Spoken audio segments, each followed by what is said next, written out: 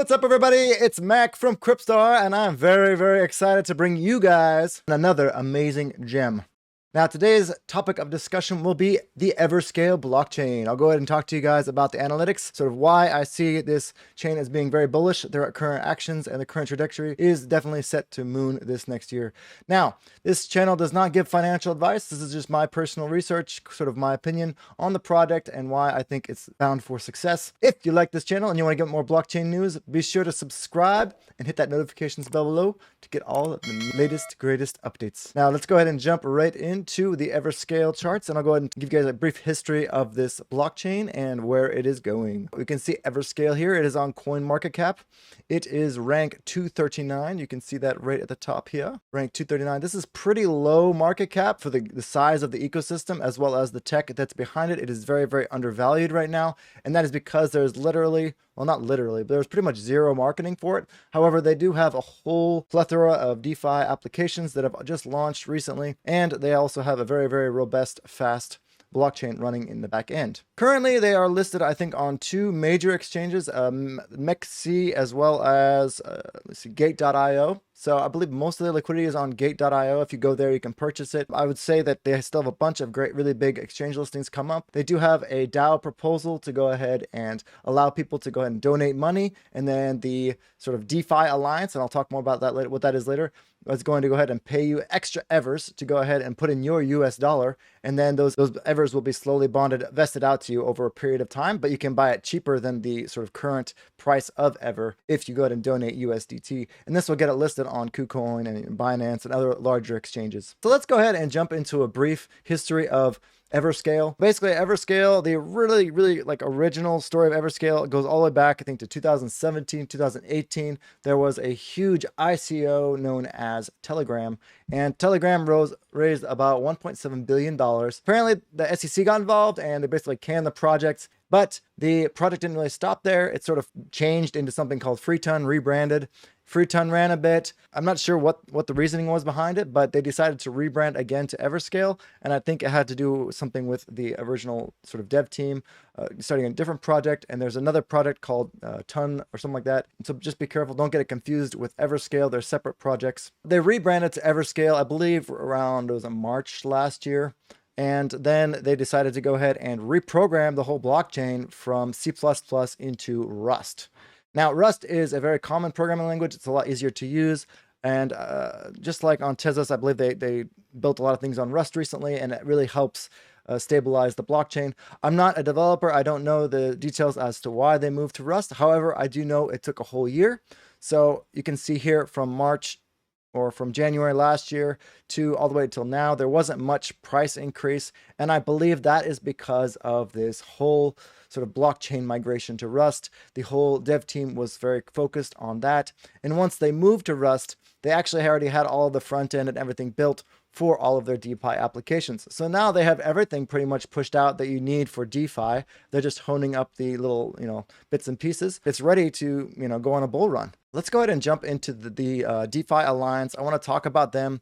They are a very big part of this. It's basically a multi-sig wallet that kind of holds all of the treasury funds. So a lot of you guys are, we're on the Tezos, and imagine like the Tezos Foundation got broken up into 22 different companies, and those companies each controlled a vote on the treasury DAO. So one of the biggest holders is Broxus, and they actually do a lot of the development for the product itself. So basically the point of the Everscale Alliance is to create the necessary infrastructure to draw and maintain strong teams and products, attract liquidity from other products to Everscale, and create partnerships with major companies with large amounts of liquidity and or large number of transactions. They are focusing on the bottom line to go ahead and grow the Ever price, is to go ahead and attract liquidity from Ethereum, from Solana, from BSC, all these really large brand name projects, rather than reaching outside of the whole blockchain ecosphere into, the everyday user. They're trying to onboard people who are already into crypto, and they've built a really nice bridge called Octus Bridge. It basically takes about 2 minutes to go from Binance. It's actually the easiest way to go ahead and go from most of my DeFi applications. Just go to the Binance Smart Chain and then just transfer straight from there. I also did a transfer from Ethereum. However, it does cost a little bit of extra, Ethereum to go and do that because of the Ethereum gas fees. And I believe there's an incentivization program to pay back the gas fees in Ever token, but I'm not sure about that. I haven't really looked much into it. If you're interested, be sure to Google that up. Okay, but the easiest way is definitely just to do with the Binance Smart Chain. And the bridge is very nice. One thing I like about Everscale is that everything is decentralized. And even though the decentralized entities are companies, they all have a very, very focused agenda. And it is right here, you can see, to bring liquidity from other products to Everscale. I'm going to tell you guys about Everscale. If you want to kind of put it in your mind, like kind of summarize what Everscale is in your mind, think of a decentralized Solana. So you have Solana that's very scaled up, high spec servers, and very, very fast transaction speeds. That's basically Everscale.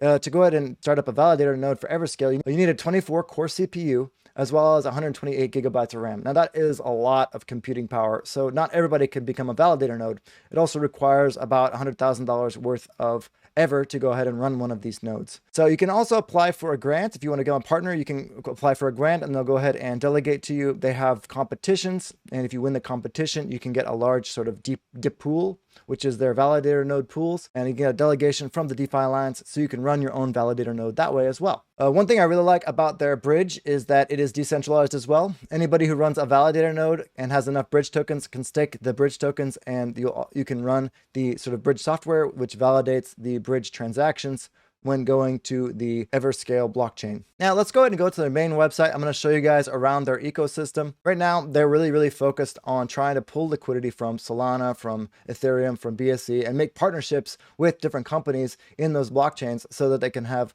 very nice interoperability with the different blockchains. They have a really nice bridge. Their swap, their DEX, I think it's called Flatcube. This is a really nice DEX, very great interface, easy to stake and farm and get rewards. You can earn bridge rewards, you can earn Ever rewards, and I believe in the future, you're also going to be able to earn Cube rewards, which is the DAO token for the Cube DEX. They also have a Ton Scan, which is branded as Ton, but it's actually Everscan right now. So I'm wondering if they might be rebranding this soon. I'm not sure. Ton Live is also a blockchain explorer. Eversurf is actually, I was confused by this when I looked at it because their main their main logo for the DeFi Alliance was to attract liquidity from other blockchains. However, Eversurf seems to be focused on pulling new blockchain users, and they have a bot that's built into the wallet. It makes it really easy to go ahead and stake your Evers and also see the different news articles and news updates on Ever just right from the Surf wallet. And they even have a mobile wallet for iOS and for Android. So it's